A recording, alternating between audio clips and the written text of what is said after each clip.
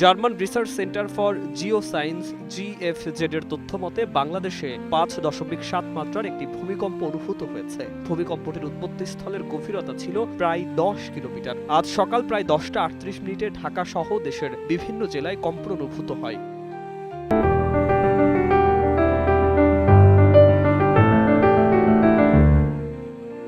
রাজধানীর পুরান ঢাকা সবচেয়ে বেশি ক্ষতিগ্রস্ত হয়েছে বলে প্রাথমিকভাবে জানা গেছে। বংশালের কসাইতলীতে একটি 5 তলা ভবনের রেলিং ভেঙে নিচে পড়ে গেলে অন্তত 3 জন পথচারী নিহত হন। বিষয়টি নিশ্চিত করেছেন বংশাল থানার ডিউটি অফিসার। তিনি জানান, ঘটনাস্থলে পুলিশ পৌঁছেছে এবং উদ্ধার কাজ চলছে। একই সঙ্গে রাজধানীর আরও কয়েকটি ভবন হেলে পড়ারও খবর পাওয়া গেছে, যদিও এগুলোর ক্ষয়ক্ষতির বিস্তারিত এখনও নিশ্চিত নয়।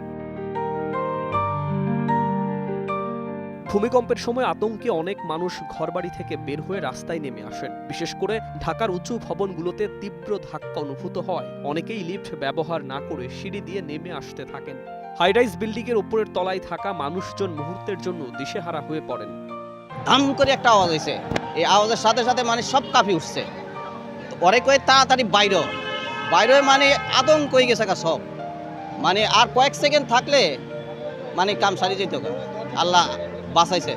ঢাকা ছাড়াও দেশের বিভিন্ন জেলায় ভূমিকম্প অনুভূত হয়েছে বলে জানা গেছে। গোপালগঞ্জ, নড়াইল, নারায়ণগঞ্জ, রংপুর, সাতক্ষীরা, নরসিংদী, যশোর, জামালপুর, দিনাজপুর, ঝালকাঠি, কুমিল্লা, রাজশাহী, কুড়িগ্রাম, বাগেরহাট, মাদারীপুর, শেরপুর, সিলেট, ফেনী ও খুলনায় কম্পন অনুভূত হয়। শুধু বাংলাদেশ নয়, ভূমিকম্পের প্রভাব পড়েছে পার্শ্ববর্তী দেশগুলোতেও। ভারতের পশ্চিমবঙ্গ রাজ্যের কলকাতা ও আশপাশের এলাকায় কম্পন টের পাওয়া গেছে বলে এনডিটিভি তাদের খবরে জানিয়েছে। এছাড়া পাকিস্তানের কয়েকটি অঞ্চল থেকেও ভূমিকম্প অনুভূতির তথ্য পাওয়া গেছে। ভূমিকম্পের পর জরুরি সতর্কতা জারি করেছে সংশ্লিষ্ট সংস্থাগুলো। ভবনগুলোতে ফাটল বা কাঠামোগত ক্ষতি হয়েছে কিনা তা যাচাই করতে কাজ শুরু করেছে ফায়ার সার্ভিস ও সিটি কর্পোরেশনের বিশেষ দল। সুকান্ত সরকার, 21 টেলিভিশন।